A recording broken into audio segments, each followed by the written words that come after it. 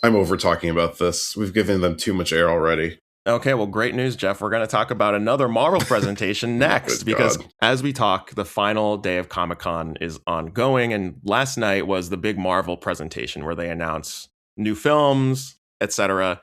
We didn't get an X-Men cast announcement here, which was a big bummer to me. What a flop. We did get two announcements that I think are worth talking about briefly, just to get your take and to see, like, are either of these interesting to you in any way? Spoiler alert, no.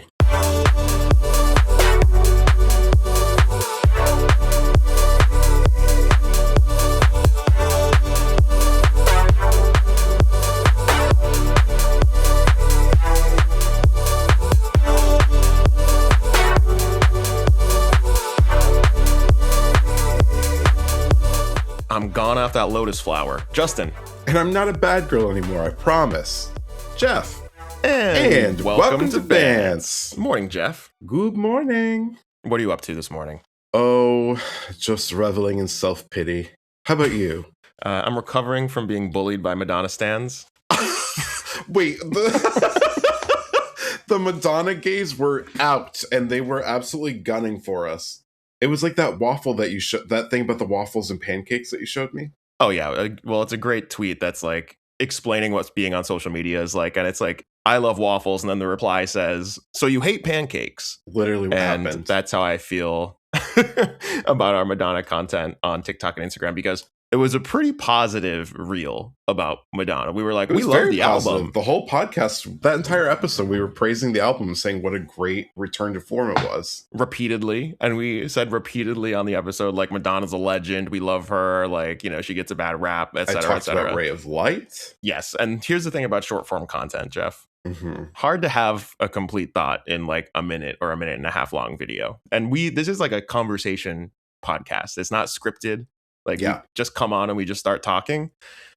And one flaw with like conversation as like a medium for getting out your thoughts is that like it's completely off the cuff. So like we don't always come out with fully formed, like meticulously designed language and thoughts, you know, in our podcast episodes. And that's why they're like an hour and a half long, because we kind of like, as we go, we chip away to get at what we're conceptualizing, you know? Yeah.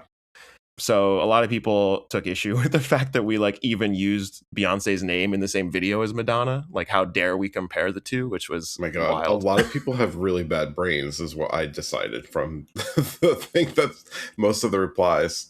And the other replies were like, how dare you, Madonna also produced the album in addition to Stuart Price? And it's like, yes, but this is the first collaboration she's had with Stuart Price since Confessions 1, which is like, you know, there's a commonality there. Like, it's important to bring up his contribution to the album. And like, I like making the short form content, and I will say that like that particular reel did really well outside of the comments, and I think that most people that watched it enjoyed it and like got what we were putting down. But yeah, some people have bad brain.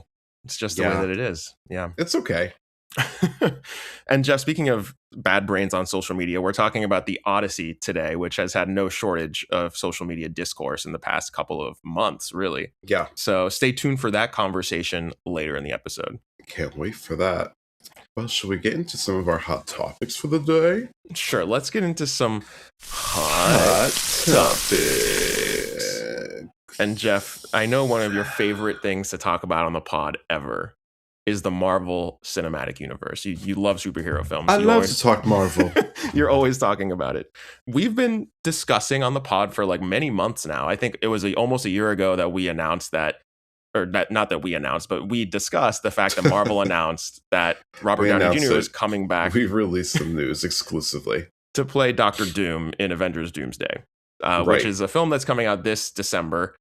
Weirdly, we had not gotten a full trailer for this movie until just a couple days ago. We finally got a full trailer, and this movie is coming out on the same day as Dune 3, a film that has been advertised heavily since like the Super Bowl. I remember the first trailer for that film came out.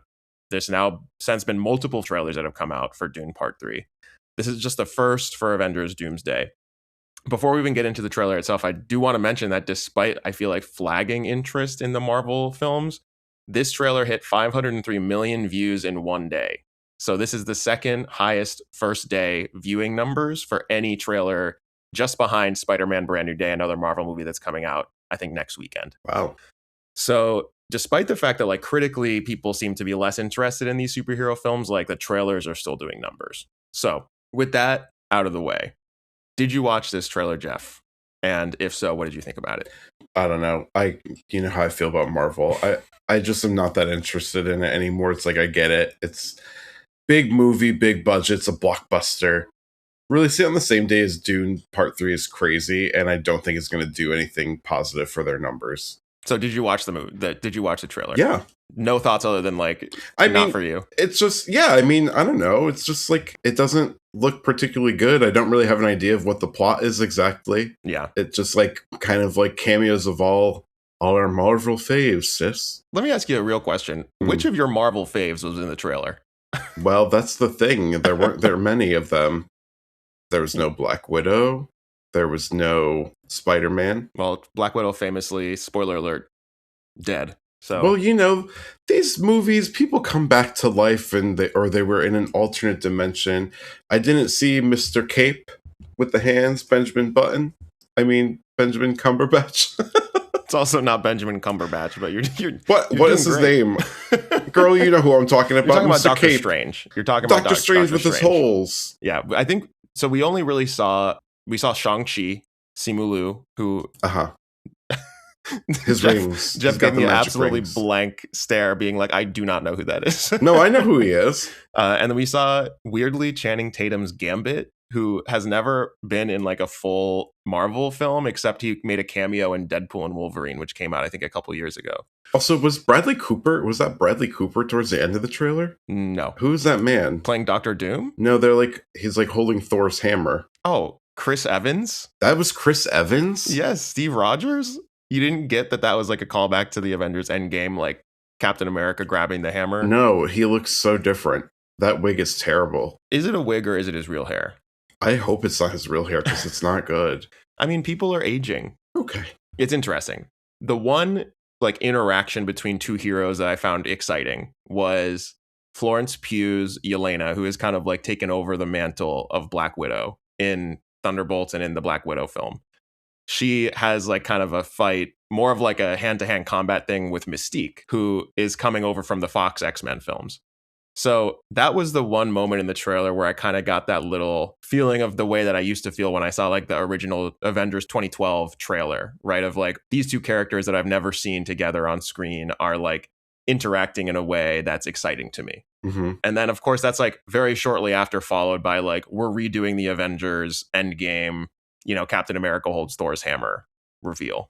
And that just feels really tired. And it feels like we're really, to use an overused phrase that we have on the pod, like reheating the nachos. It feels like this is really, we're scraping the bottom of the barrel here. Yeah, they're reaching. And to kind of like accentuate something that you said, the main villain here is Doctor Doom.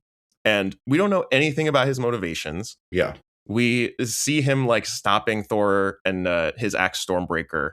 And Doctor Doom is somebody who has had varying levels of power in the comics over the years, but like it's kind of just like, look, he's really powerful and he's really scary. And everybody keeps talking about how he's such a big threat.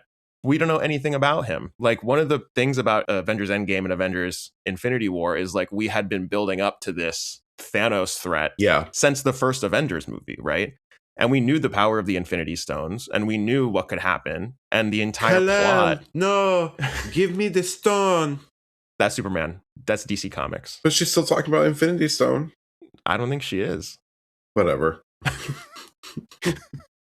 Jeff, obviously, very into I'm a huge comic book fan. I love lore. Marvel. But we're worried about Thanos, and the first movie, Infinity War, was really about Thanos' story, right? And that's completely missing from the advertising here. And I just feel like this could either mean that they're like really hiding the ball and there's like some reveal about Doctor Doom's backstory, or it could mean that the people making these trailers are just really cynical and they're like, we know the only thing that's going to get butts in seats is if we show that we have like Steve Rogers back in the fold, like Chris Evans is back in this movie. Yeah, it looks bad. I'm not interested. I mean, I will be watching it. And I think a lot of people will probably go to see it just for like the culture of it. But you can feel in the culture just like a loss of interest in Marvel films in general, I feel like. Yeah. Well, like I always say, if they created good, interesting, quality content, then people would come to see it. You think so? That's an interesting question because I was wondering if like, do you think that this is more of a general like loss of interest in superhero stuff in general? Yeah. Or do you think that this is like Marvel is making shitty stuff? That's kind of two different things, right? Because you said like if they make interesting content. I honestly think it's both. Okay. I do think it's both. I never thought that they were great movies or anything. Like, they were entertaining, but they weren't like good quality. The writing was terrible. It was like corny, stupid jokes that are like meant for like 12-year-old boys to laugh at. I don't think it was good stuff to begin with, really. Some of it was compelling and fascinating. This is retroactive history stuff here. You were in the theater watching these movies. Yeah, but it was like... And you're like, this is trash. The writing was garbage. Yeah, it was entertaining, but it was not because it was like spectacular to look at, you know, but it wasn't good. I don't know if any of it was spectacular to look at. It was always kind of like very CGI, right? I think that the appeal is the long... I feel like the long-form storytelling. Do you know what I mean? If you look at the Rotten Tomatoes, I mean, the Rotten Tomatoes scores for like the first saga, the Infinity Saga of the Avengers films, is pretty high, with the exception of like Thor 2, probably, and a couple of others in there, but they're like well-regarded movies. And I think that like what was interesting about them was this experiment in long-form storytelling. Oh, 94. Yeah, like these are well-regarded films. I think that it was like an experiment in taking like almost a TV type storytelling format and applying it to the cinema. And basically make sure that people are coming back for this franchise where there's all these interconnected web of characters and stories. And I think that part of the failure of this part 2 is just that Endgame presented like a jumping off point where people feel comfortable being like, I don't need to be keeping up with this anymore. Yeah. You know, this was the season finale or the series finale of this show.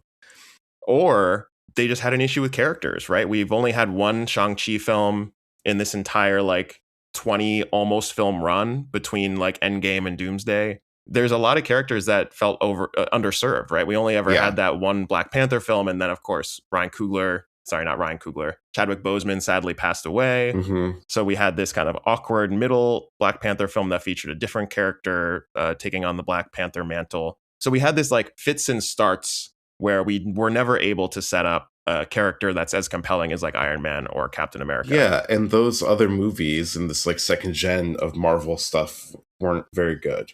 So there isn't like the fan love for these characters that's going to get people there. Yeah, I think that part of that is just that we didn't stick around with these characters long enough for us to form a relationship with them. So when we see Shang-Chi fighting Gambit in the Avengers Doomsday trailer, it's like, I barely know either of these people. You know, like this is, I guess, interesting or fun in some way to see them fighting each other on screen. But like, is it? You know, I don't like think it is. Part of the same conversation is the DC universe, which just had a big flop with Supergirl, which was a movie that was critically, you know, panned. Superman was the first film in that franchise, a movie that you and I both liked and was like a relative box office success, but did not do anywhere near as well as some of the like really massive hits from the Avengers era. Yeah. You know? So I guess it remains to be seen. You know, I think that DC and James Gunn is trying to basically answer your question of like, if we make quality content, are people going to come, or are people just completely not interested anymore? Yeah, I don't know. I feel like we could be doing so much more interesting things than all this IP stuff, as we've talked about many times. Yeah. I mean, the other kind of elephant in the room is that the new Spider-Man movie is going to come out next weekend, and that's going to make like $1 billion. So, right. Who knows? But that's like first gen Avengers character, you know? Not even, right? Not for the MCU, right? Because Spider-Man only came into the MCU at Civil War. His first Avengers movie was Avengers Infinity War. Well, whatever. I'm over talking about this. We've given them too much air already. Okay, well, great news, Geoff. We're going to talk about another Marvel presentation next, because as we talk, the final day of Comic-Con is ongoing. And last night was the big Marvel presentation where they announce new films, etc. And like cards on the table, when I was making the show doc, I was excited for this presentation because there were a lot of rumors that the new X-Men cast would be announced. And you and I, as much as you say you don't like comic books or superheroes, I think that one of our shared interests is the X-Men. Yeah, I liked the X-Men. Maybe after Spider-Man, my favorite superhero team, you know? Love the X-Men. We didn't get an X-Men cast announcement here, which was a big bummer to me. What a flop. We did get 2 announcements that I think are worth talking about briefly, just to get your take and to see, like, are either of these interesting to you in any way? Spoiler alert, no. I think one, definitely no. I think another one could be because of the creative folks involved. Maybe. Okay, so first announcement was that Ryan Gosling is entering the Marvel Cinematic Universe. Geoff is like shaking his head. He's entering the Marvel Cinematic Universe to portray Ghost Rider in a 2028 film directed by Sean Levy, the director of the Deadpool films, the most recent Deadpool films. Girl, bye. You don't know who Ghost Rider is? Nick Cage? Doesn't ring a bell for you? Oh, wait. When he's like, the end of the movie, he like flies up to the camera. He's like on fire or something. Yeah, like a skull on fire. A motorcycle? Yeah, he's riding a motorcycle. That's Ghost Rider, yeah. I've seen like the last like 10 seconds of that in like memes and stuff. And in like corniest endings of movies of all time. And so that's tough. Miss Gosling, I don't know about this. He's had a good run. I want to see new faces, Justin. I want to see new people. You don't like movie stars. I'm over it. You're over movie stars. I am. I'm ready for a new crop. Okay. You know? Okay. I just want to see new people. I'm just like tired of every movie being like the same people. I feel like we just talked about this last week with Ben. Did we talk about that on the pod or was that off pod? Not at all. I don't think we discussed it at all. We're like talking about how, we love Zendaya, but it's like she's in 5 movies this year. Anne Hathaway, who we also love, is in 5 movies this year. Like Tom Holland's in like 3 movies this year. I'm like, okay, like those are 3 movie stars who I really do like and I enjoy their work. But I am like, there are so many other talented actors out there, I'm sure, who just haven't had their opportunity. But we're just like in the age of Hollywood doing the safe thing. And they're like, oh, if we put this big star in the film, people are going to come see them. If we do this IP that people have like a long time affinity with, they're going to come see this movie and spend money. And I just am tired of the money grubbing of it all. I want art again, Justin. Let's enter the age of art. Will you step into me with this era? I take my hand and step with me. I don't necessarily agree with the framing of this question. I also love art, but I think that like these artists that we're talking about, Zendaya, Robert Pattinson, it depends on what kind of projects they're doing. And Zendaya, I feel like is a great example of somebody who's made a lot of good decisions in terms of what films they're taking on, right? I mean, the drama, that's not like a big money play. That's cool that she did that. That's like a really unconventional, I would say, pretty abrasive film. But my point here is like the same people keep getting opportunities. I just would like to see new people, new actors, unknowns, fresh faces. I mean, we do see them. I mean, it's just not that they don't get cast in like the Odyssey. It's not shocking that we're not seeing fresh faces in the Odyssey. Take a chance. Take a chance on people. Find people with great talent. Well, I have a great segue here because the second announcement from the Marvel Comic-Con presentation is that a new Black Panther has been cast for a role in Black Panther 3. We've gotten confirmation that this new Black Panther film will be directed by Ryan Coogler, who is coming off an Oscar win for Sinners. Mm-hmm. And it's coming out in 2028. And the actor portraying this new Black Panther, who is going to be the son of Chadwick Boseman's character in the previous Marvel film, is David Johnson. And this is an actor who has been, I would say, relatively fresh-faced. He came on the scene as a supporting character in Industry, which is a television show we talked a little bit about on the pod, Mm-hmm. but he was easily the best part of some of those early seasons of Industry. He also had a great star turn in Alien Romulus and in The Long Walk, which I think we've brushed against both of those films like very briefly on the pod before. But he stands out and like really is giving incredible performances over and over again in these films. So I saw this casting and I was like, this sounds like a movie I'm interested in. Mm-hmm. David Johnson, somebody who's not a household name, somebody who I think the everyday person is not familiar with. Directed by Ryan Coogler, a auteur director who we love, who is putting out consistently great work. So how do you feel about this creative decision from Marvel and Ryan Coogler? Whatever. I'm maybe interested. Well, like we didn't really get too many Black Panther films, so I would be interested to see what this one is about. And I do like Miss Coogler. Have you seen David Johnson in anything? No. Okay. So would you describe him as a fresh face, perhaps, that you might be interested in giving a shot? Yes, okay. I would. Interesting. I'm getting a point for me for suffering through this Marvel talk. We're done with Marvel now. Thank God. And we do have another piece of movie news, though. Tell me. Miss Jennifer Body? Yeah, have you seen the film Jennifer's Body? I've never seen it. You've never seen the movie? The gays love Jennifer's Body, though, but I've never seen it. You've seen this, I'm sure. Back like contemporaneously when it came out. I haven't seen it in many years. You love Megan Fox. Of course. That was like a whole core personality of any like teenage boy in the mid 2000s. Jerking that gherkin and Megan Fox with her toe thumbs. Transformers. You love to bring up Transformers on the pod. She was the breakout star of Transformers. Mm-hmm. She also starred in Jennifer's Body. Also, I will say the original Jennifer's Body had a great companion soundtrack. There was a great I do remember that Panic at the Disco song on that soundtrack, if I remember right.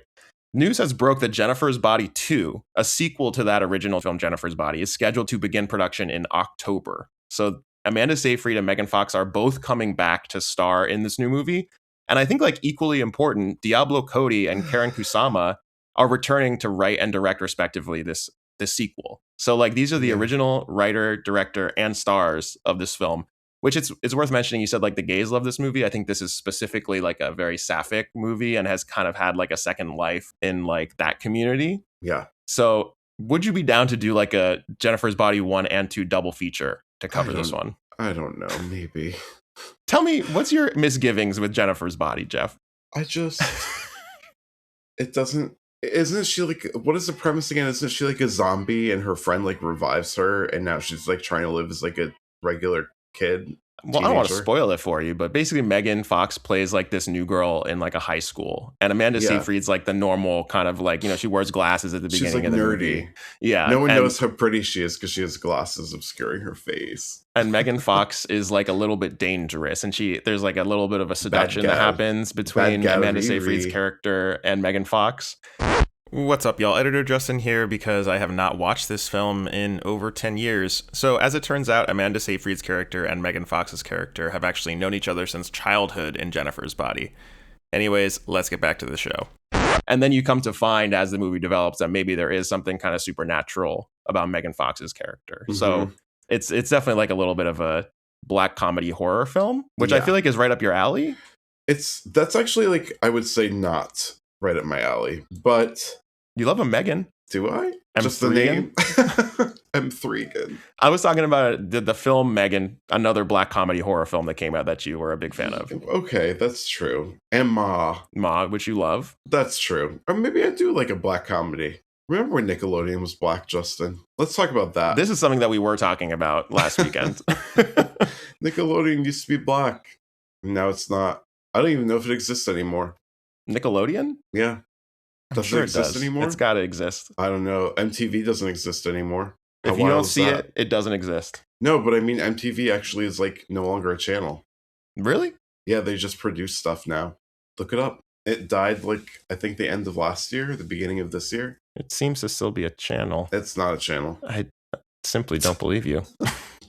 Where did you learn this their news? Last music video or something. Oh yeah, they show their last music video. That doesn't mean that MTV doesn't exist. They just show television shows now. Oh no, it shut down its final music only channels. Okay. All right, well, whatever. This podcast is off the cuff, listeners. Off the cuff. Delete all of this. We're always just going chatting. Already. We're chatting. What else do we have to talk about here? Megan's Body. One final piece of news. This one, music news, Geoff. Tinashe. I would say she's been on a bit of a heater. Love Tinashe. Can't wait for Popstar. With Nasty and No Broke Boys. I've been a nasty girl. Nasty! Do you remember that? The remixes with Raven Simone from That's So Raven. I'm familiar. Yes, that feels like a million years ago. One of my favorite things ever. As Geoff just referenced, Tinashe recently announced that her 8th studio album, Popstar, was announced just last week. So this is set to release September 25th, and it's preceded by the singles Too Easy and Crash Out. Too Easy, so good. I love that shit. So you're hyped for this album? I am very excited. Tinashe is like one of those people who I think is so vastly underrated, underappreciated, and unknown. Yeah, I mean, it's funny that this is her 8th album. This has big, and we know the Charli album also came out this weekend. We're going to have a conversation about that next week, so stay tuned for that one. But this does have big, like, Charli vibes in that she's been working, like, had her head down, and like she had a couple of bubbling up singles that have like broken into the mainstream with Nasty and No Broke Boys. And I listened to these 2 singles, and it's interesting. They're both like very different in terms of genre, both very fun. I think that Too Easy, less than 2 minutes long, first of all. So like very in this moment of like TikTok pop music. Yeah. But very like club energy. You know, there's like a fun synth riff that is, you know, reminiscent of like deep house songs and stuff like that. It's easy to look this good when I put on that shit. It's too easy to make me stare the way I rock. And then Crash Out, I find kind of like, it's one of those songs where you listen to it and hits your ear a strange way on like the first note. It has this like, I call it dial tone trap type sound, where it's just like a solid beam of sound that sounds like a dial tone. Think I'm about to lose it. I don't even care no more. And it's produced by a producer who I had no idea was working with Tinashe Koros, who I've been following for like many years now. And it's also like very influenced by like crunk music and like early 2000s hip hop, I feel like. Yeah, Crush Out is really incredible. This is like that kind of music that like you feel every beat through your chest. And I do love that like kind of like droning, you described as a dial tone. Yeah, it's really good. There was like a whole era of like electronic trap music that used this like dial tone-y type tone. It reminds me of the use of strings in house music, like a constant like through line. You know? Yeah, I can see that. Love. I think she's doing things just a little bit left of center, which I like in a pop star, you know? So like I'm very interested in this album, and I think it might be a breakout moment for her. I hope it is. She needs to get her flowers big time. We'll cover it on the pod, for sure. I love Tinashe. I go through hell when people don't know Tinashe. Thanks for stomaching that Marvel news with me, Geoff. Well, I had no choice. Well, I hope that it'll be a little bit more tolerable when we get into our discussion of the Odyssey. Oh, I can't wait to talk about the Odyssey. What a journey. We'll take a quick break and then we'll come right back to talk about it. Okay.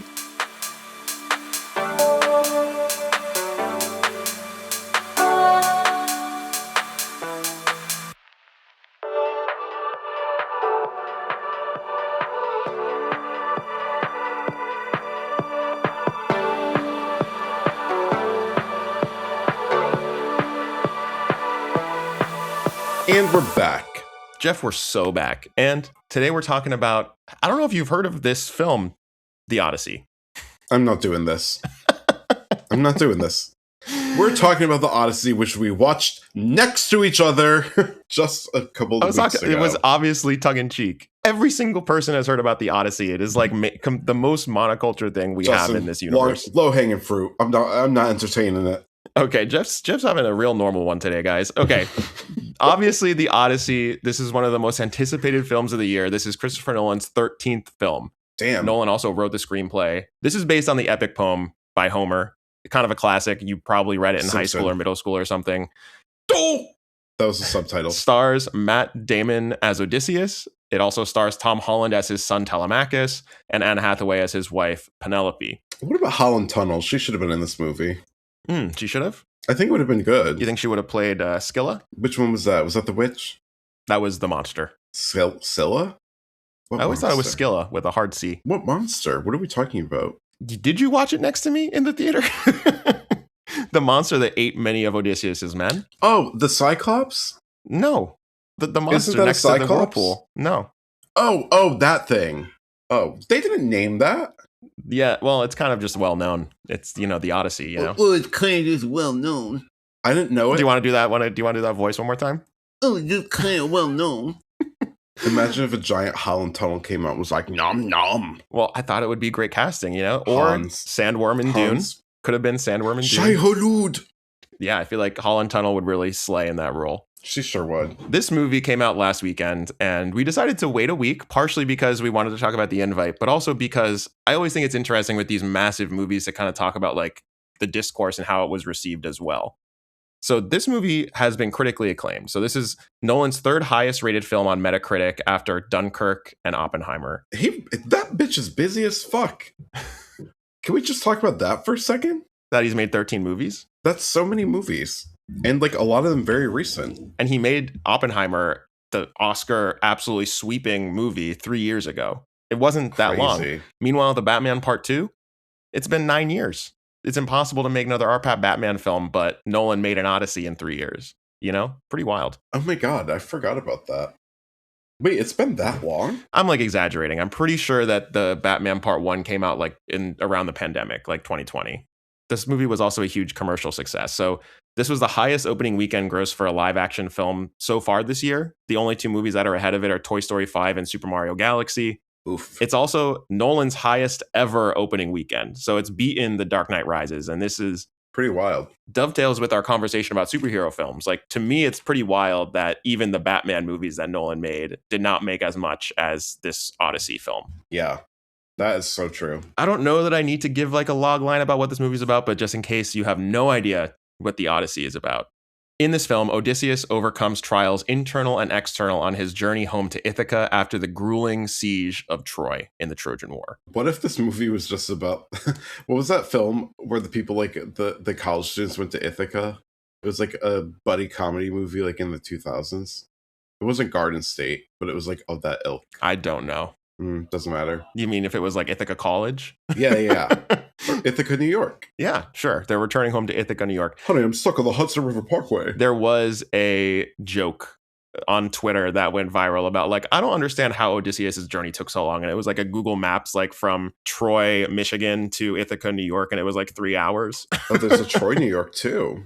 Yeah, maybe it was New York. Maybe it was Troy, New York. Yeah, it was a funny tweet. That's funny. I didn't see that, but I like it. We're going to be spoilery from the jump on this one for two reasons. One, the Odyssey is 3,000 years old. So you had your moment to read that. Wild stuff. Also, I feel like every single person in the world has seen this movie if you want to see it, you know? How many millions has it done? So far, well, in the opening weekend, I'm sure it's done more now, but its opening weekend, it made $264 million. Ooh, that's a lot of money. Again, this is Nolan's highest grossing opening weekend. Do you feel like it like made its budget in the first opening weekend? It's one of the most expensive films of all time. I think this is one that's likely to get close to $1 billion, partially because people want to see it in IMAX. Like, I think that the marketing has been really strong. Like, you have to see this on the biggest screen possible. And of course, like those premium formats demand a larger ticket price. So I'm sure it'll make back its budget. Oh my God, the estimated break-even point once you include all of the marketing in addition to the production budget, 625 to 750 million. That's crazy. Yeah, so the most updated numbers I can find is that it's so far made $389 million. So the question is, I think, like how much it's going to make on repeat weekends and whether, because I mean, nothing really came out this week to challenge it. So I think it's going to have another strong weekend, but we'll see. We'll have the numbers tomorrow, I'm sure. Quick update on those numbers. So as of July 26th, which is Sunday, the Odyssey has grossed $640 million worldwide. So we're already edging up on profitability after 1.5 weeks. I do also want to mention that if you want to skip the entire conversation about the Odyssey, you can go ahead and skip to 1 hour, 20 minutes, and 20 seconds. All right, let's get back into it. Spoilers abound, F-slurs. But Geoff, before we get into the movie itself, I did want to ask you, what are your thoughts on Nolan as a director, one? And then do you have any history with the original poem, The Odyssey? Well, I'll answer those questions in reverse order. Okay. I've never read The Odyssey. They did not make us. This is fun fact for the listeners. Yeah. I feel like a lot of people are like, oh, I read that in high school. I have like a vague memory of it. Never. We were not required to read The Odyssey in high school. Nope. You know what else I never read in high school? Because I was mandated to. What? Fahrenheit 9/11. Was that it? That's a Michael Moore documentary, I'm pretty sure. Sorry. I think it's Fahrenheit 451, I believe. Thinking of that, and I also never had to read Animal Farm. Okay, I also didn't read Animal Farm in high school. Oh, and I read 1984, but I read that on my own, like in the summer, as part of like a summer reading challenge when I was like in high school or middle school. Like I think it was like the summer between middle school and high school. Yeah, I don't know what our like English curriculum was going on. I'm not sure if they were like progressive, so they were like, we need to be reading newer stuff, or if they just like were completely incompetent. I don't know. Honestly, it could be both. They're Groton Public Schools. Let's be real. You know, could be either. But Nolan, though, what are your thoughts on Christopher Nolan? I love Inception, one of my favorite movies of all time. One of the best endings of any film. I thought I heard online, and it could very much have just been speculation, but I thought I heard somebody saying that they were working on an Inception too, and I was like, why would we do that? That is a lie. Okay, I was like, that's a falsehood. That's a false trail. Remember that from Harry Potter? You love Harry Potter and you love J.K. Rowling and you say it all the time. Yeah, I'm the one on this podcast who keeps saying how much I love Harry Potter and making the Harry Potter references. In fact, I just made one. You just did. We all heard it. No, Inception was great. The Dark Knight Rises is like one of my favorite films of all time. Now that's how you do a superhero movie. Wait, we gotta break this down. The Dark Knight Rises is. Oh no, wait, favorite? Sorry. The Dark Knight. The Dark Knight. My bad. I know you love Bane. I know you love doing the Bane voice. He's one of my favorite movie villain portrayals of all time. I was born in the dark. I was gonna say that'd be a hot take to say that Rises is better than Dark Knight. Nobody listened to me till I wore the mask. You know? Yeah, I get it. So you're a big fan. I'm a big fan. So I also did not read the poem in high school, as we discussed, but I did pick up the Emily Wilson translation of the Odyssey and the Iliad this year, specifically to try and read both before the movie came out. And I did manage to read them. So that was And what did you think? Cool. The Iliad would not recommend unless you're like a big classicist person. Very, honestly, like kind of dry. Lots of just listing of people's names and like where they're from and the names of their fathers and stuff. Oh, that's boring. Tough. I don't care about your daddy. Is that the one with Medusa? No, it's not. Oh. It's really, there's not a ton that happens. Like even the Trojan horse doesn't happen in the Iliad. It's just kind of like the story of after the Trojan War had begun, but before it had ended. It was like a period of like a few months in the Trojan War. Okay, interesting. Yeah. Well, I think it's good that they didn't do an Iliad then, and then the Odyssey. Well, it's interesting because a lot of there are aspects of other Greek works that are in play in Christopher Nolan's version of the Odyssey. So we can get into that when we get into the movie. Yeah. But well, Justin, what do you think about Christopher Nolan, though? Chris Nolan, close personal friends call him that. We, of course, know each other closely. I was a huge fan of Nolan, like every single other person in the world, like during the Dark Knight, Inception, Interstellar era, right? I think my personal favorite Nolan film is Dunkirk. And I think that's really because it is less than 2 hours long, the rare Christopher Nolan film that's less than 2 hours long. And for that reason, it doesn't feel like Christopher Nolan needs to like hyper edit his stuff to get it within a specific runtime. For me, like I think especially starting with Dark Knight Rises, it's kind of like a pet peeve of mine that activates when I watch a Nolan film. He has this habit of like editing really aggressively in his films, especially during like the first or second act, to try to like get the necessary exposition into like the viewer's head before he gets into like the exciting set pieces. That is definitely like a trademark of his work. And like this happened in Dark Knight Rises, this happened in Oppenheimer, and this definitely happened, if we're ready to get into the Odyssey, definitely happens in the Odyssey. Ready. Yeah. There's this thing that he does where it's like a character will be having a conversation with another character and they'll say like one sentence and then cut. Suddenly it's like in the world of the film, like 3 months later, but they're still having the same conversation in a totally different area, right? And he cuts an entire conversation like that, and he manages to like, in that way, combine like a lot of geographical mileage with like the exposition of that sentence, that conversation. So like, I sometimes in a Christopher Nolan film have trouble like settling into the movie at the beginning. And for the first like 2 acts of this movie, the Odyssey, I was like, I knew at this point that it was a critical success. People like love this movie. But for the first 2/3, I was like, am I gonna have to like not like this movie? Because I felt like I just could not get a handle on what was going on. It felt like a checklist of like, here are all of the things that we have to get in here. Odysseus has to eat the lotus flower. Actually, he doesn't do that in the poem. Odysseus and his men have to fight the giants. They have to find the Cyclops. They have to, his men have to be turned into pigs by Circe. Like, we just got to get boom, boom, boom, boom. We have to get through all of these trials. I would have liked for there to be a little bit better pacing during those scenes. It felt a lot just kind of like checking off things from a list at that moment in the film. Yeah, I kind of agree with you. And I feel like the last act, the third act, felt in a way like a different movie. And it's a movie that I like way more. When the third act finally hit, I was like, this is the shit. Like, this is the stuff that I'm here for. And it was not just because of like on a character level, we finally have this like return of Odysseus and the interesting dynamic between Odysseus and his son and his wife, right? Which is rich stuff. I think especially the conversation between Penelope and Odysseus and the challenge that Odysseus has to perform basically to prove that he's worthy, to return and to like take back control of Ithaca. That stuff is like very character-wise, super rich stuff that just felt really good. But also like the thematic intent of that scene like really tied the entire movie together for me. Because in that conversation that Odysseus has with Penelope in the third act, this is something again that's totally new to the film adaptation and was not in the poem. We get this like internal view of how Odysseus felt about his decision, basically his idea to use the Trojan horse to win the war. And we learn basically that he has been feeling very guilty about this decision, and he sees this as like the beginning of the end for Greek civilization. There's a lot of parallels there to Oppenheimer. In Oppenheimer, it was like this technological advance that Oppenheimer saw as like the beginning of the end of our human civilization.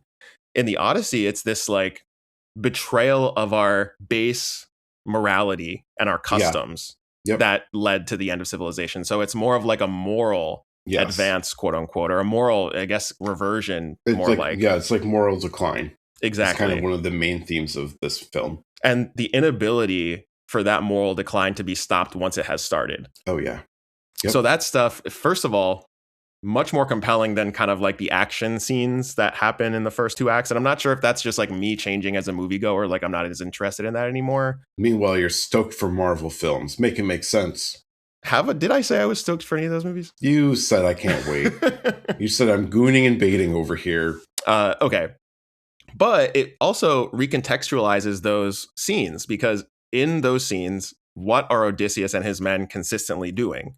They are breaking this rule that is established in the film of Zeus's Law, which is also present in the poem by a different name. We don't have to get into like what the specific name is, but it's this custom of like, be kind to folks that enter your home. For you never know whom could be a god in disguise.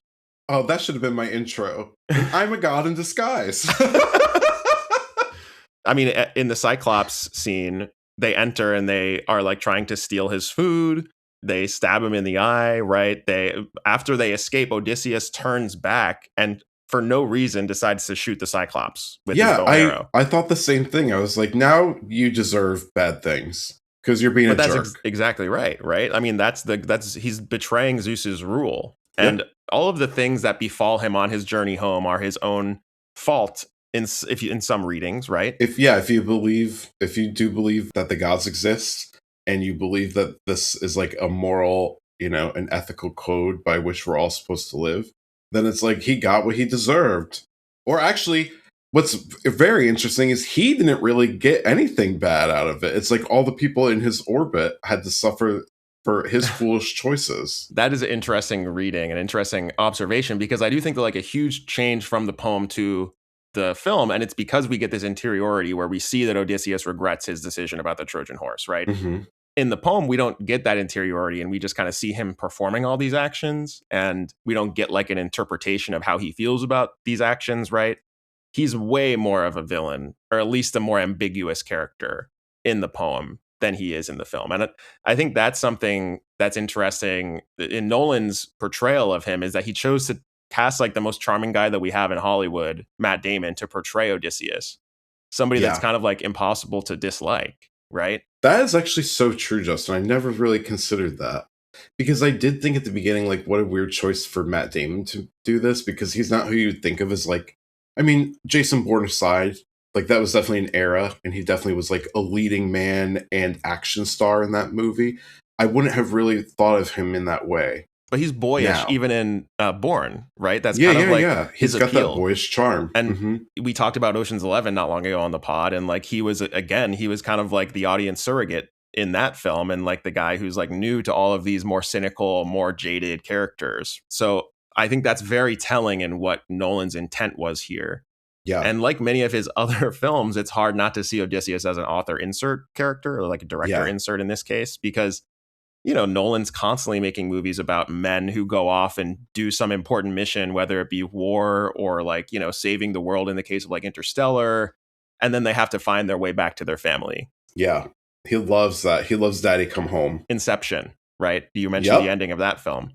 I am not the first person to say it, but like this is a theme that he keeps returning to. And I think that's one of the reasons why the Odyssey was like such a draw for him. Right, because this is something that he's been exploring in his other works up until this point. I never really considered that it could be like how did you describe it? A director surrogate? Yeah, these characters, Odysseus. I never really had like considered that before. I wonder if this is something that Chris Nolan was constantly feeling, like he has to leave his family to do these amazing films and these amazing works of art, and then come home afterwards and like creatively journey away from this work to get back to his family life. Mm-hmm.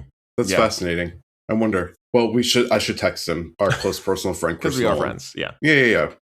I'll let him know. I also think it's like interesting, this whole Zeus's Law thing. There's multiple different kind of like ways to look at that in terms of the other characters, right? Because we also have Antinous, I believe is his name, the character portrayed by Robert Pattinson in this movie. He's one of the suitors there's a lot of characters in this movie in general. So many, yeah. But Antinous is one who is taking advantage of the idea of Zeus's law, or in the poem it's called Xenia, this idea of like being nice to guests, and also if you're a guest, not betraying your host. Right. But he is taking advantage of this concept of Zeus's law basically to exploit the riches of Ithaca, which in the world of this movie is like, you know, this is like the city on a hill, literally and figuratively. Yep. Because this is like all that Odysseus cares about. For all intents and purposes, this is civilization in the world of the movie. This is their world, yeah. So thinking about that in today's context, people who are bad faith actors plundering a rich civilization for all it is worth, right? Oh,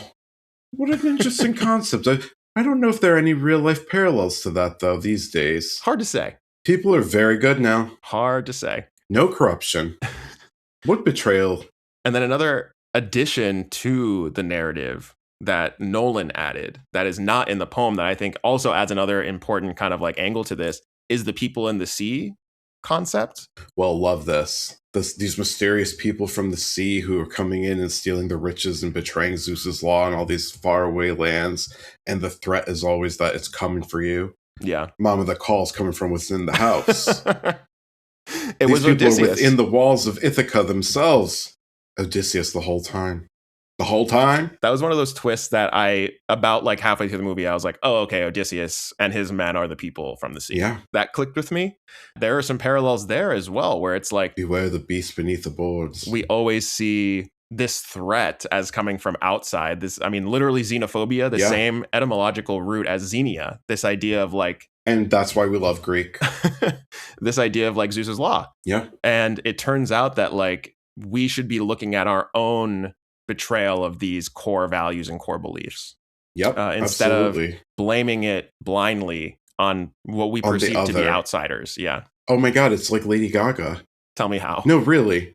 Okay. Tell me how. Everything, with me, all roads lead back to art pop, because I really truly think it was like a far ahead of its time and yet also timeless work of art. You're familiar with Koons, the sculptor? I think we've talked about this before on the pod. She's talking about how like Jeffrey Koons was kind of like an outcast in the art world because he was doing something that was so different. She was like talking about in her song Applause about him being like ostracized from the art community and not taken seriously, and how she was a part of that. She's playing a character. Mm-hmm. She realized she didn't fit within the establishment. She's like, suddenly the Koons was me. Mm. This is very much the same parallel between... Little double entendre going on there as well. Yeah. Mm-hmm. Interesting. Okay. I found the whole link between the Trojan horse being the symbol of Odysseus' betrayal of Zeus's law to be like, that was the moment during Odysseus' monologue to Penelope where I had like an, oh shit, Christopher Nolan all-timer like plot twist moment. Yeah. Yes. And all of the themes of the film locked into place for me. Mm-hmm. Like I was just completely, on the edge of my seat from that moment on. And I will say he truly was on the edge of his seat the entire time as someone who was watching him during this film. I'm just, this is how I watch a movie. I'm locked in. You're very enthralled, Yeah. And I love that about you. That's why I love the cinematic experience so much. You do love the cinematic experience. It was a good one. Okay. I have a thematic question for you. Okay. And it has to do with this idea of the gods. We brushed up against this a little bit, God. But we didn't explicitly mention it. Have you heard the good word? And we also haven't talked about Zendaya's performance. But in the film, Zendaya is listed as playing Athena. Right. But we learn in that monologue, when we're also getting flashes back to the siege of Troy and the Trojan horse, Zendaya was also a priestess of Athena who was killed during the attack on Troy. Yes. So this leaves open the possibility, because Athena is the only god that we really see in the world of the film, that actually there are no gods in this film, and that Zendaya is basically portraying a manifestation of Odysseus's guilt about Troy. And this poses an interesting question that I'm also posing to you, which is like, how do you see the role of the gods in this movie? And did you think that there were any literal gods in the film? A great question. I do not personally, I'm not like a person who necessarily believes in any kind of higher power or gods. And so that's part of what I loved about this film, is that like it did raise a question. I think there could be a reading where it's like, oh, she's like literally showing herself to Odysseus because he's the most lost soul who needs her guidance, right? But I personally feel like this is all about a reflection on oneself. And I feel like what you said, Odysseus is just seeing Athena as like a manifestation, as a vision of his own guilt. I think that's what we're experiencing here. And I think that the things that befall Odysseus and his men are really just happenstance, circumstance, and like the result of his own bad decision making. Mm-hmm. The only thing that wouldn't necessarily fit with that reading for me is the scene of the movie that I really love where he goes to hell. Yes, to Hades, yeah. Yeah, that's the only part that I am like, I don't know how that would fit in well with like the with the reading that there are no gods in the movie. The opening line of the film we see like in text form in a time of apparent magic, right? Which I think is like really key context for interpreting the rest of the movie, because it implies that maybe the magic, quote unquote, that we're seeing is not, it's not the gods. There's no like destiny. There's no like predetermined set of events. But maybe the things that we're seeing are just like these alien, unknown aspects of the world that still exist to like this day in our real world. Mm-hmm. We also see like Circe transforming men into pigs, which was a notable scene that maybe we can come back to. Obviously magical, but like maybe this is just something that she can do, right? It doesn't have to be because of the gods' powers or whatever. Right. Yeah, I tend to agree with you about this being like a manifestation, Athena, quote unquote, being a manifestation of Odysseus's guilt. And I think that it makes the movie more interesting in a lot of ways if you read it that way. So like there's this recurring idea of gods being a part of people, right? You mentioned like you want to be nice to your guests because they may be gods in disguise. That's something that's brought up in the movie.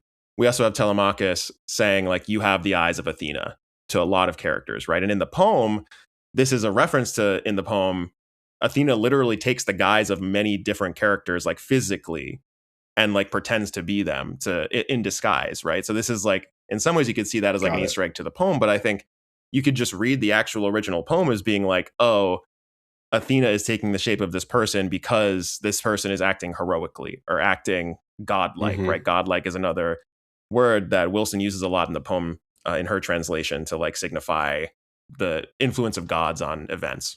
Yeah. The holiness. Yeah. To me, it seems like Nolan interpreted that to mean that like the gods and like the important things about humans are what we make of ourselves, right? Like we make our own rules.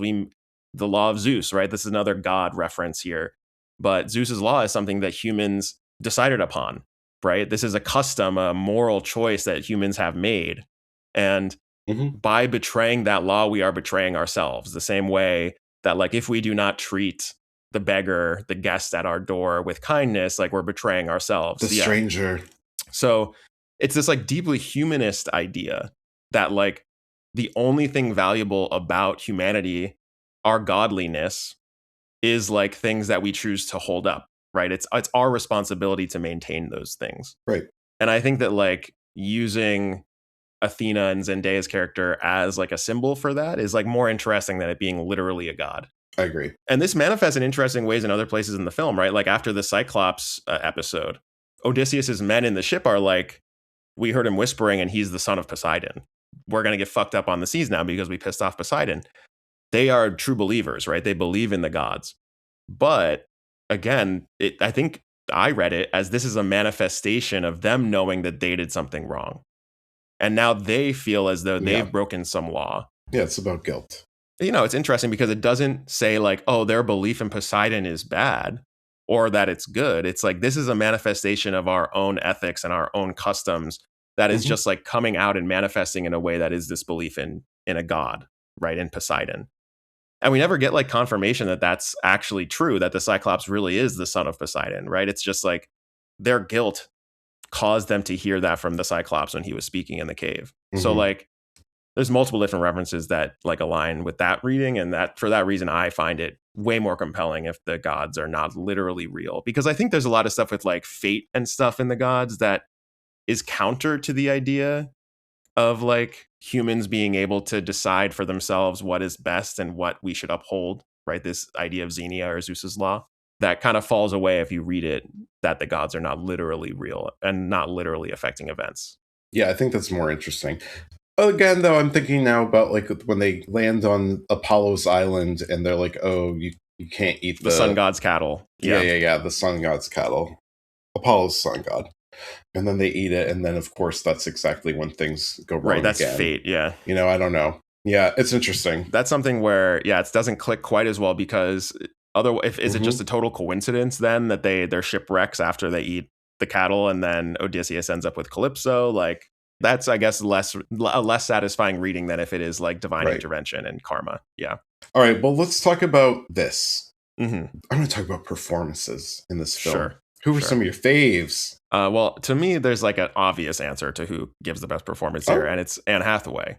I mean, Penelope in the original poem was the most interesting character. So I had high expectations for Penelope as a character in the film. And also Nolan has a bad reputation for female characters in his films. Famously, he is not great at writing women. So I think that given that history, Anne Hathaway did an incredible job portraying Penelope and definitely has like the most capital A acting of any of the cast, right? She is not Odysseus. She's not fighting Cyclopses, right? She's not involved in the final battle scene in like a physical way. So instead, she has these like more emotional scenes. And a lot of them, there's a lot of great face acting, a lot of quivering chins, a lot of tears. She's no one does a quivering chin better than Anne Hathaway, by the way. She portrays her with such anger in terms of like her position as a woman in this society. Right. I mean, it's like, it's accurate. She's got a raw deal, man. What did you think of the acting performances? Did any other ones stick out to you or just Anne Hathaway? Loved Anne Hathaway. I forget what his name is, but the Indian man who played like his, or I should say South Asian man. I don't know if he's Indian. The South Asian actor who played Odysseus's like right hand, whose name I can't remember. It's Hamish Patel is the name of the actor. Yeah, Hamish Patel. Yep. And Eurylakis, I think, is his name. That's like his second in command on the ship. I had a hard time following the names in the films. Lots of, older Greek names. Sounds like Greek to me. There we go. Yeah, I thought he was really good in the film. Also enjoyed Matt Damon, obviously. Thought he was very good. I don't think anybody was bad. Well, there was actually one performance that was a little lackluster to me. Tell me. Well, I get a little nervous. You're worried you're going to get canceled? I'm worried I'm going to get canceled. I did feel that Elliot Page's acting was a little bit stiff. Elliot Page. I think Elliot Page has been great in so many things. He was great in Juno. He was great in Inception. And one thing I do love about Christopher Nolan, and I know that this is kind of diametrically opposed to what I said earlier, I do like when he finds actors that he works well with and like recasts them where it feels right. Yeah, he has a stable. Yeah, and I like that about him. And I'm glad that Elliot Page had a role. I just thought that the acting was a little bit stiff to me. I'm not sure what that was about. I thought he was pretty good, but I think that he was only in like 3 scenes, maybe. Yeah. I'm thinking particularly about the scene when he comes back to life in hell to speak to Odysseus. I thought that was not very good. It's a really interesting addition to add Sinon, I believe is the character's name, into the film, because he's not in the Iliad or the Odyssey. Mm-hmm. He's a character in the Aeneid, I believe, which is a play, I think, that came out that was written much longer after the Odyssey and the Iliad. Okay. Where he plays a character that was kind of like exploited to enable the Trojan horse to work. Mm-hmm. Quick correction for all the classicists in chat. Turns out that the Aeneid is a poem, not a play, although it was written much later than the Iliad and the Odyssey. It was written in Latin by Virgil. So yeah, it comes a lot later than the Homeric epics. Anyways, let's get back to the show. Again, this kind of betrays Nolan's intent in what he wanted to get across here, was that we have a character here in Elliot Page and Sinon who basically were like lied to, or at least manipulated to sacrifice his life in favor of the Trojan War gambit, right? The Trojan horse gambit, I should say. So like from the very beginning, I think that's the first scene we see Elliot Page, right? And he's killed. So like the very first scene is like, we're supposed to feel complicated about the Trojan horse, right? In a way that in the original Odyssey, it was like, this is just something that happened and we have all of these war stories and glorious songs about Odysseus coming up with this idea, So I wasn't like Elliot Page best supporting actor, but but I did think that he like served a good enough purpose for his role in the film. I don't think this was like a big acting movie. Yeah, I kind of agree with you. I think that especially like the first 2/3, it's way more about like, again, these sequences, these action sequences, and the craft that went into like filming all this stuff on location. Oh yeah, I think that this movie will sweep in the like under the line categories. Yeah, I totally agree. I think it's like easily going to win like cinematography, score, special effects, production design, makeup, all of that stuff, right? Costuming. I mean, the costuming was incredible. We haven't even mentioned the fact that this is the first ever film to be completely filmed on IMAX cameras. Right. So there was like a lot of technological advances to enable these like over the shoulder shots where people had to look at mirrors to see the other actor because the cameras are just so big and so loud. So they have to put like this sound insulation around the camera, and that adds to the size of the camera, and it makes it very weird to act in front of those giant ass cameras, you know? It's pretty wild.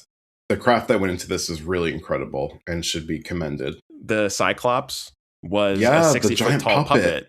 Amazing. Practical Cyclops. I love practical effects, and Chris Nolan does them so well.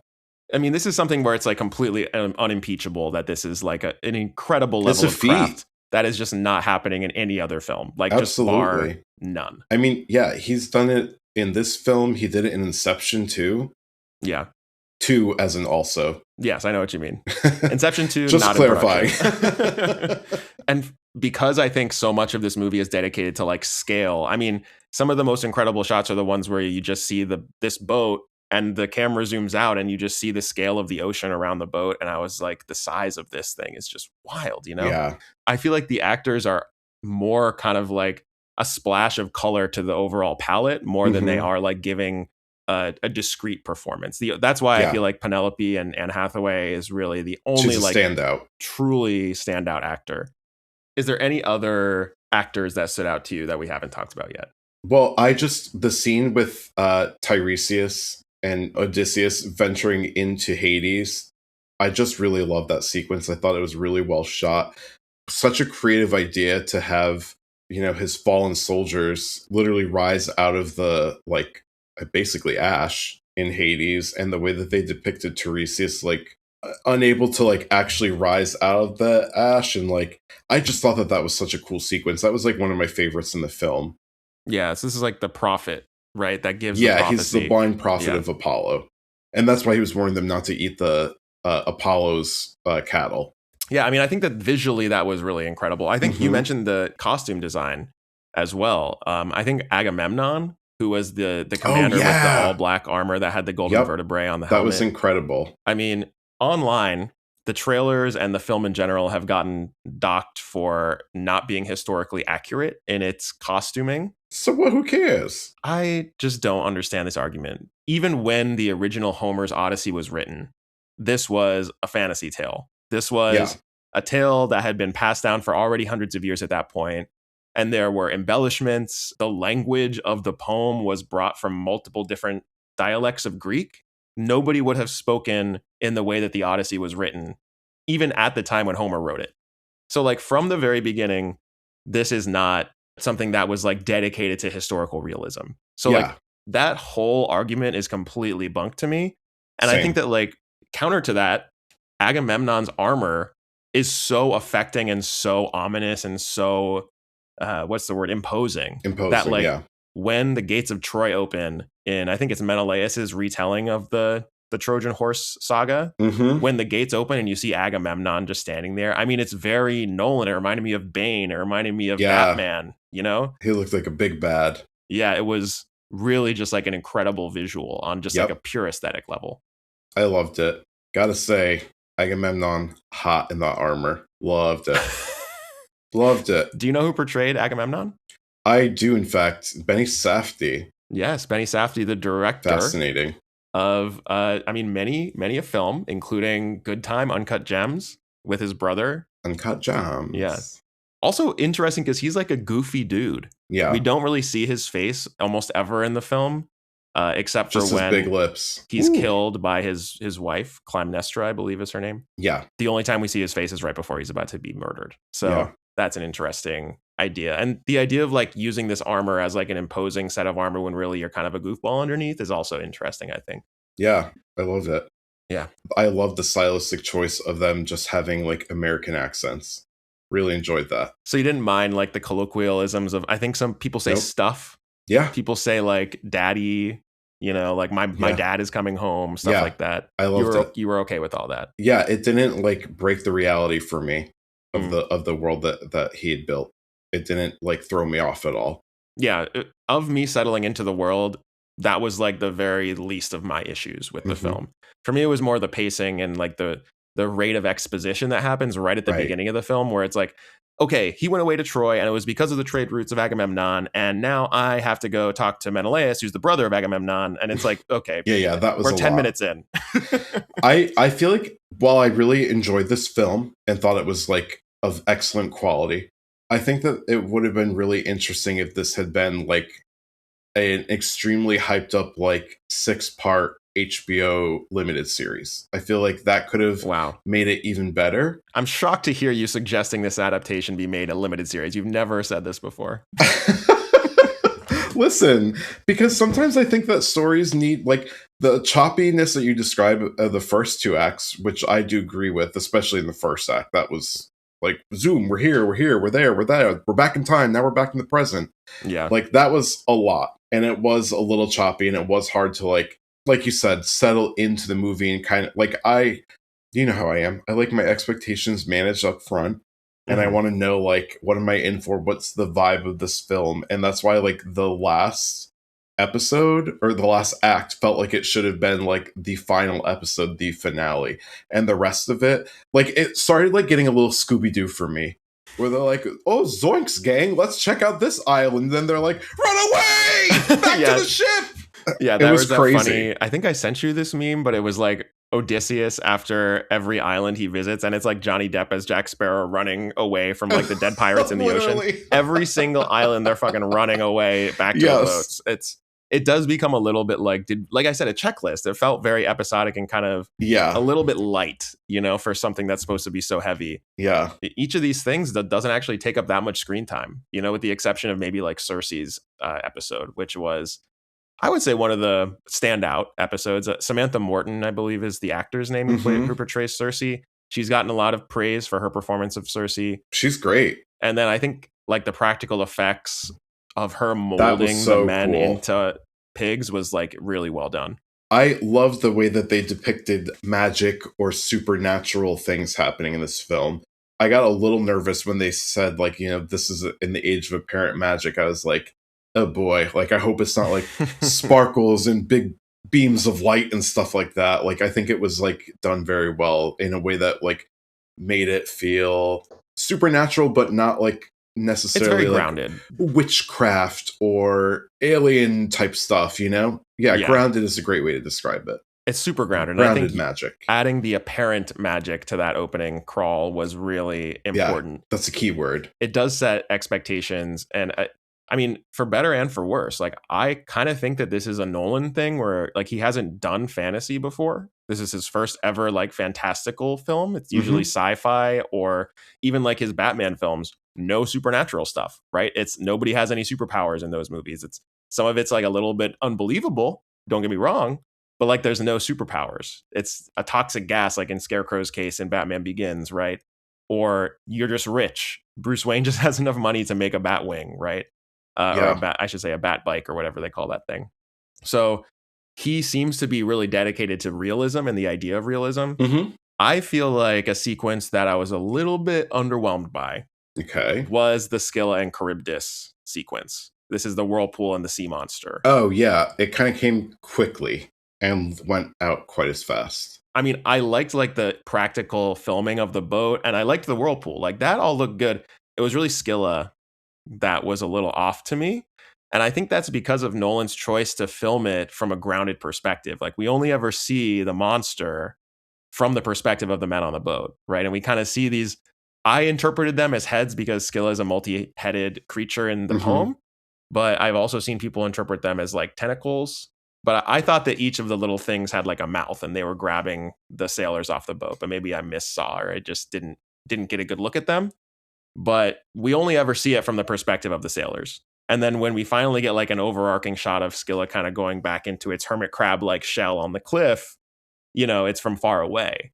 So I personally found that a little bit disappointing. I was hoping for a little bit more. That would have been a fun set piece if they had made it a little bit more action packed. I agree. Or even just to get a better idea of the geography of where things are, and why they had to sail through this narrow channel. Yeah. I agree. That would have been more interesting. It did feel like it kind of came out of nowhere. It was literally that whole scene was over in a minute and 30 seconds. So happened so fast. Yeah. I would have liked to see that too. And you never see Charybdis either. Well, Charybdis is it's there's a monster below. Yeah. Well, it's interesting. It depends on the portrayal of the Odyssey. Some people interpret the name Charybdis as a distinct entity from the whirlpool that's underneath the water. It's a sea-swallowing monster. Well, no. In the poem, they just call the whirlpool Charybdis. They just say this is a whirlpool Charybdis. And I think that's the option that Nolan went for, is that it's just a whirlpool, basically. Well, I don't like that. That would have been Shai Hulud, water version. Shai Hulud, parentheses, waters version. Mm-hmm. Exactly. Okay, maybe a final discussion point before we close on the Odyssey. Okay. The ending of the film. So this is another huge, very Nolan, diversion or separation from the source material. After the final battle where Odysseus and Telemachus defeat the suitors in the kind of large dining hall, the Great Hall, Odysseus decides to give Telemachus the kingdom of Ithaca. And Odysseus and Penelope literally sail off into the sunset. Mm-hmm. And he says, in a very Nolan-esque piece of dialogue that might be the worst part of the movie, he says, make sure that they sing songs about this because everybody's going to forget how to write. Paraphrasing, obviously. Damn. Geoff, what did you think of this ending? I did feel like it was a little bit corny and a little bit okay, you just got home. Maybe chill for a little bit. You made this whole thing of being I'm worthy to return and rule Ithaca. I also do think that was a little bit heavy-handed stuff of people are going to become more stupid in the future.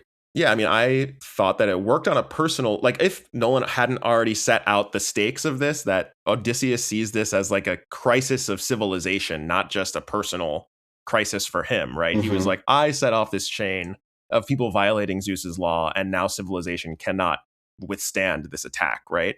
Mm-hmm. And then he says, let's retire and go off to Florida and, hang out there. That is weird to me. Yeah. And it doesn't seem internally consistent, especially for him to hand it off to his son and to be have fun dealing with that kid. Yeah, good luck. That's really wild, especially given that didn't really up until this point, Odysseus has been a very sympathetic character. In the moment where I think it was Telemachus is holding Odysseus after the battle with the suitors, and it seems like Odysseus might die, I actually kind of thought that they might actually do this, and Odysseus might just die. Mm-hmm. And after the movie, I was thinking about that, and I was that would have been a better ending. Yeah, because I agree. I feel Odysseus obviously regrets his actions in Troy and has a lot of trauma about his violence that he enacted in Troy. But when he comes home, the only way he knows how to solve the situation is by arguably violating Zeus's law. Again, by killing the suitors and through violence. Yep. It would have been the ending of Breaking Bad. Right, exactly. This guy did a lot of bad shit and he shouldn't really have a happy ending now.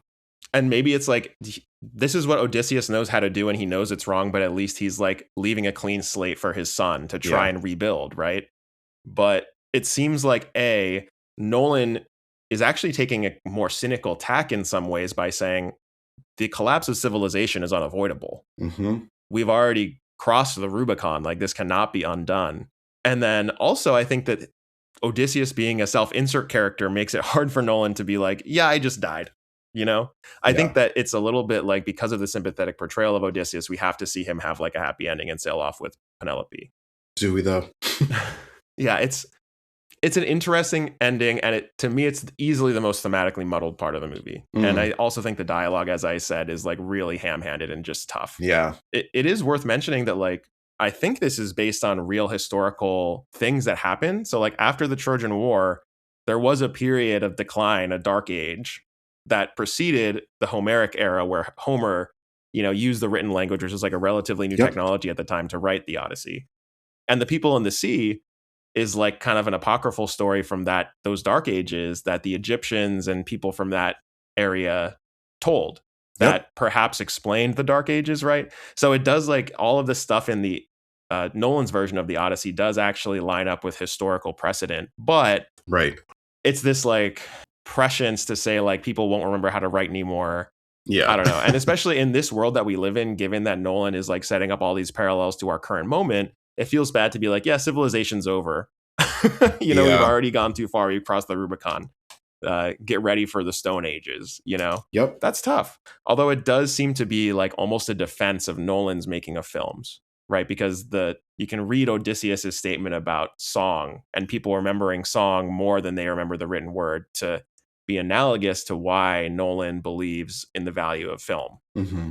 So, yeah, I don't know. Still kind of working out my thoughts on that ending, but I do have notes. And we'll let Chris know. Listen, Chris, baby, buddy, got to tell you a couple of thoughts that we had on this. I'm sure he'll take them so well. Yeah. Awards, Geoff. Didn't we already talk about this? We talked about some of the below the line categories. I think we agree that it will sweep a lot of the craft categories. Are you asking if we think he's going to win director? Yeah. Do you think he might win director? Do you think best picture? Do you think best acting performances? What level of awards film do you think this might be? I think Anne Hathaway will be nominated for best actress. I don't think she'll win. I think that he will be nominated and will win best director. I think this will be nominated for best picture and will not win. Interesting. The way that people are talking about this movie, the amount of money it's made, the audacity that Nolan had to film this entire thing on IMAX, and Nolan's like cult of personality that has formed around him over the last couple decades. This is going to be like a juggernaut, I think. And I think based on our conversation, like, I don't know that I personally think that like somebody like, let's say, Matt Damon should win best actor for this movie. He'll be nominated for sure. I would be kind of shocked if it didn't get a nomination in like almost every category. No, yeah, I think they'll be nominated for nearly everything. And I think that there's like a pretty significant chance that it wins best picture. Even it though could be. I had some issues with the movie personally. I wouldn't be shocked. If I were a betting person, I'd say it would probably have like, unless there's like a couple of really good movies towards the end of the year, which I bet that there will be, more like indie movies that are really performance driven. Right. I think that it could definitely win Best Picture. Well, okay, I'm changing my mind. Okay. I do think it has the potential to win Best Picture because, like you said, of all the aspects of it that are so good. The performances, maybe not like it's just not a really like actors acting movie. Yeah. Like we've discussed. But I think Anne Hathaway will definitely be nominated. I'm sure that Matt Damon will be nominated. I wouldn't be surprised if Zendaya were nominated for Best Supporting, even though she's in a very small portion of the movie. People love Zendaya, and she will get viewers, that's important that's really important to the Academy to have viewership of their awards and everything and build up the hype. So I wouldn't be surprised if she won for that. And like, she was good in the movie, for sure. I don't think that there were any like really bad performances. Some just felt a little lackluster to me, and a lot of them just didn't have much to do in the film. Yeah, exactly. I think it is interesting to see so many really big name actors kind of in a Nolan film taking like a bit part. Mm-hmm. Yeah. I wonder if Sam Morton will be nominated for like Best Supporting Actress. Yeah, I think she's probably the most likely to get Best Supporting for this movie. I think Matt Damon will definitely get a nomination for Best Actor. Oh, definitely. Tom Holland has been cited as one of the weaker performances in the film by other people. Yeah. I think he was all right. More the character and the writing than it is Tom Holland per se. I agree. I think he's supposed to kind of be like weak and kind of childish, not charismatic. Yeah. Yeah. Which is why Tom Holland was cast. I mean, he's been playing Spider-Man for like 10 years. Truly. So talk about boyish. Makes sense. So I wouldn't be surprised if he doesn't get nominated for Best Supporting Actor. I do think John Leguizamo has a really good shot at Best Supporting Actor. I can see that.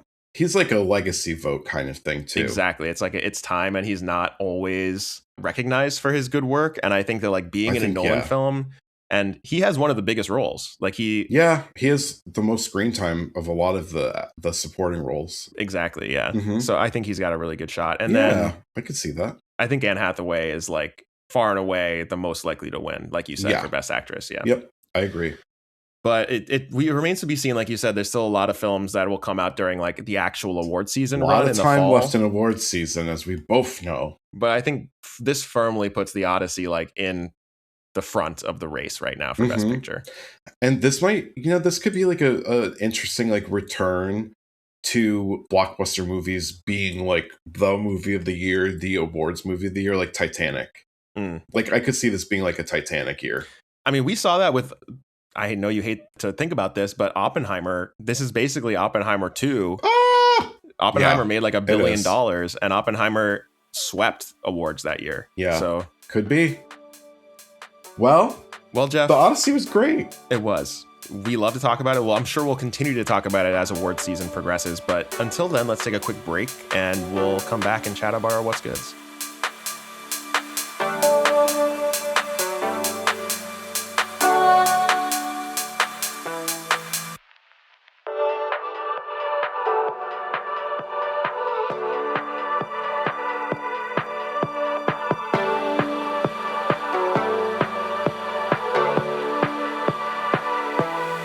And we're back. We are so back, Jeff. Justin and I loved our conversation about the Odyssey. I could talk more, but I shouldn't. What a trip it is. Well, Justin, it's that time of the episode where I have to ask you a little question. Aside from the Odyssey, I need to know what's been good with you in the past week. Well, Jeff, it's SoundCloud Corner today on the pod for me. I love every once in a while to bring up a up-and-coming producer that I discovered on SoundCloud, That's relatively true. unknown. You sure do. This week, I'm talking about a producer and DJ named runThis. That's lowercase RUN, capital THIS, one word. If you're searching on SoundCloud, that's his full artist name. His birth name is Jack Hillier. He's a UK artist who I think is like in his late teens or early 20s. My pitch, high-level pitch, is like, what if you took Girl Talk? Do you remember Girl Talk? The mashup artist? Yeah, of course. The idea of Girl Talk, but applied it to like a modern EDM, UK garage or bass house DJ's sensibility. That's the word I was thinking of, sensibility. Okay. What if you took Girl Talk and mashed it up with like a modern dance music sensibility? And that's kind of runThis. So he loves to take samples and clips from very popular pop songs and use them as like hooks in his very like energetic and high tempo bass house music. A big problem I think with a lot of these more like aggressive sounds when you're playing them out in a DJ set is people just like don't identify with them and they don't really know what to do. They're like, this doesn't hit with me. And I think adding clips from songs that people know is a great way to kind of just like ingratiate yourself with the audience, because people will recognize the clip. They'll be like energized. And then when the really high energy kind of drop comes, it goes off. This guy, I just randomly discovered him on SoundCloud. Like I said, he's young and up and coming. I want to recommend 2 songs from his discography. I think at least one of them is like available to stream on Spotify. So if they are, I'll put them on our What's Good Spotify playlist. The first one is called Set It Off. This one, again, great kind of like bass house influence song. The key sample here is this sample from, I'm not sure if it's a sample of a sample or if he samples both songs, but Rihanna's Don't Stop the Music, Please Don't Stop the Music, and the Michael Jackson sample from that song, both present on this song. Really high energy, has like a really banger second drop. That's a halftime drop. That's like really fun and just very groovy. I'ma set it off. Please don't stop the music.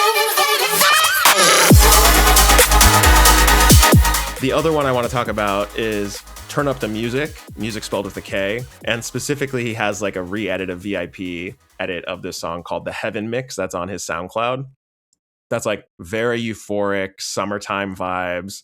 The key sample here is actually a Chris Brown sample. And you know that I'm not a big supporter of Chris Brown. But what I love about this Girl Talk approach is that we know he's not getting any royalties from this song because there's no way he cleared that sample from his song Turn Up the Music.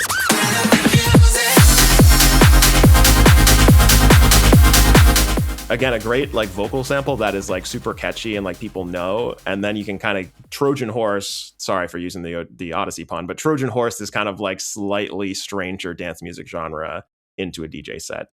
So definitely check out runThis, and I'll put the songs into our Spotify playlist. So give them a listen. That sounds good. Pretty cool. So Jeff, that's my What's Good for this week. I would love to know, of course, other than the Odyssey, which sounds like we both enjoy quite a bit. Yeah. I would love to know what else has been good with you this week. Well, I don't want to talk about this album because we're going to be reviewing it next week, but I have to tell you, I really, really have been loving the new Charli album. Ooh. But what this did for me, because it's so short, this album is about 30 minutes long, I was looking back. I said, let's do a little Charli retrospective. And I want to talk about an album today of Charli's that is older, and I don't think we've discussed on the pod before, and that is her self-titled album called Charli, which was released in 2019.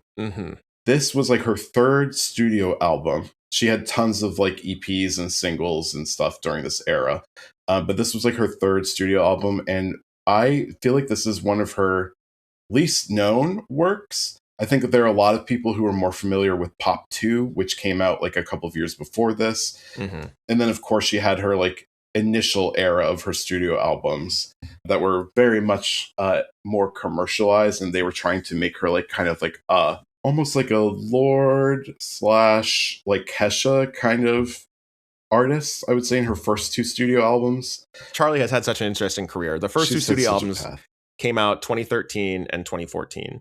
Yeah. And then Charli, the self-titled album, didn't come out until 2019. Yes. So, and Pop 2 was like a mixtape. EP, I guess you call it. Yeah, mixtape. She had like a series of mixtapes because my interpretation has always been that she wasn't happy with whatever label influence she had in her studio output. So she was like, I'd rather just make shit that I enjoy. And that's why she had a lot of weird shit on her EPs and like Vroom Vroom. Yeah. I really love this album, Charli, because there's a lot of the Pop 2 elements. So A.G. Cook was like obviously like a main producer and still is like her main collaborator. But this album is like the first studio album of hers where it's like it really embraces like the synthetic and like electronic and the distortion, like the corrosion sort of style of sounds that she had out on her mixtape Pop 2, and puts it like in this album where she has a ton of really interesting collaborations. She has collaborations on this album with, you know, the bounce music queen, Big Freedia, Cupcake Freak. I love Cupcake. I went and saw her at Toad's Place 2 years ago. Such a fun show. Pablo Vittar, who's like, I guess like R&B rap / pop singer from South America. Brooke Candy, Sophie. I mean, there's so many people that are featured on this album. Christine and the Queens. And it's all sounds so different, but there's like a really nice kind of cathartic through line in all the songs that she did here. The music, I would say, is like, it's very earwormy. Like it's very like, it leans heavily into the pop. It leans heavily into like the electronic distortion. It leans heavily into like club music. It's like a very deeply queer album, I would say. And it's just really fun. But this album also like explores like themes of like not belonging, kind of like self-identification, and of course, you know, her normal kind of hedonist like pop banger, club banger kind of sounds too. I just love almost every track on it. For me, it's like pretty much a no skip. The only one that I don't super love is probably the song that she did, Blame It On Your Love, with Lizzo, which interestingly is a reworking of track 10, which is one of her most iconic songs she's ever made that was on her mixtape Pop 2. I actually like the original track 10 much better than Blame It On Your Love. I think it's basically canon that track 10 is much better than this. It's interesting to like compare this with her later output because like you mentioned, A.G. Cook is like the most prevalent producer on the track list of this old album, but not every one. Yeah. You know, so it does seem like there is a bit of like record label, like, let's get a couple singles in there, right? 100%. And we weren't like fully in the era where the label trusted Charli to like do her thing. Yes. Yeah. Also interesting in listening to Music, Fashion, Film, which again, we'll do a full review next week, but that song 2007, and you know, Charli's obsessed with these like date songs and like nostalgia and thinking back. And on this album, she had 2 collaborations with Troye Sivan, one 1999 and one 2099. But yeah, this is a really cool album. I also really like Click, which is a really fun one. I love Silver Cross. You can cry all night, I'll never let you go. I'll pull you back. What about Warm featuring Haim? Yeah. That's really fun. I mean, there's so many good songs on it. It's a good album. For me, it's like really overshadowed in my memory by How I'm Feeling Now, because it was really like boom, boom, this album coming out 2019. One after the other. And then How I'm Feeling Now 2020. So I haven't like gone back to revisit this one as much as some of her other albums, but I should. And it's interesting you say that, because I do think that's part of why this album didn't get so much attention, because it was like released just before the pandemic. And, you know, I think that sometimes, especially with like artists of like Charli's ilk at that time, who were not necessarily mainstream, but had some like bubbling up, and like it might chart on like a song might chart on like the Billboard 200, or the album might chart on Billboard 200. I feel like she just was like kind of overlooked by everything else that was going on then. Yeah. But I think had we not entered the pandemic, like in the summer of 2020, this album would have become really huge. Yeah, it's hard to know. Lots of like sliding door situations, because I do feel like How I'm Feeling Now was like a watershed. I mean, it was the pre-Brat moment for her, I think, where, I mean, Pitchfork and a lot of the other outlets had been praising her for a long time, but How I'm Feeling Now, I feel like, was like a universally critically acclaimed album. Yep. Yeah. I agree. Good shit. Good shit. All right. Well, Geoff, next week, a good one. We're going to be chatting about the new Charli album. Can't wait. I'm so excited. My fault. I needed a couple more spins to really meditate on the album. It's not as immediate, I'll say. A little spoiler. Not quite as immediate as some of her past stuff. So I just need a little more time. I've listened to it 8 times now, because I really wanted to get some good familiarity with it. Yeah. I have to tell you, wink, wink. It might be one of my favorite songs of hers ever. Okay. Well, stay tuned until our next episode to hear more about music, fashion, film. Until then, bye. This has been Bants with Geoff and Justin. Bants is created and produced by me, Jeff Taylor, and Justin Benavides. Graphic design by Jeff, and editing by Justin. The theme for Bants is the track Nebraska With You by Sam Day, and is provided by No Copyright Sounds. And if you like the podcast, email us at bantspod@gmail.com with questions, recommendations, or just to say hey. And if you like the podcast, please rate and review us on Apple, Spotify, or YouTube, and tell your friends. Bye. Bye.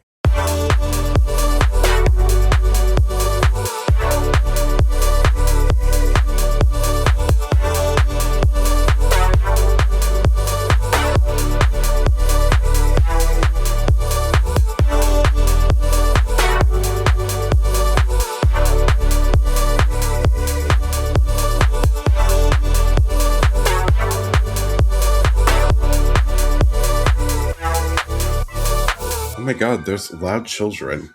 I know, I've been hearing them.